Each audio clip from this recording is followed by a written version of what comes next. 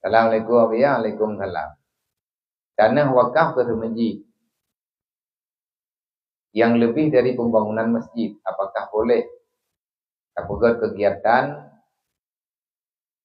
ataupun terpegat pulain kegiatan tersebut hanadat kepada masalah masjid tu hanya. Nah, tanah wakaf le urang ke masjid. Tapi untuk terpegat masjid kan masabuk lampu dan ke masabuk lampunya betul dia lampunya luas lampu. Hidup masjid tanpa bahasa gonya tak ada bego. Nyai ke-ikenya yang jamu nak wakaf le urang ke masjid. Terpegat bangunannya, terpegat bangunan je, terpegat lapangannya, terpegat lapangan je. Hana murutan untuk makmur tu masjid ejit yang hanya dapat lagi. Tak boleh.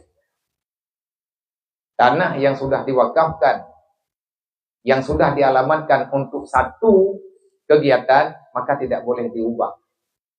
Dan hana hak le urang po tanah jamun yang kagak wakaf, urang yang wakafnya ejit ubah anjir. Tapi menyana untuk masalah hak masjid, aku hai pula. Bagi dem tu, yang kidenya tak sewa, yang sewanya ibu masjid, yang jut. Sebab yang jut ke masjid, yang ke baidang masjid sagai. Yang lain tanahnya ke hukum milik masjid, tanah wakaf.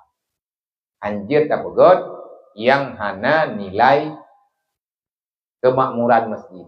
Ini tak pegot tak syarat. Dia contoh kan, awak yang pegat lapangan poli, lapangan lampu tu masjid.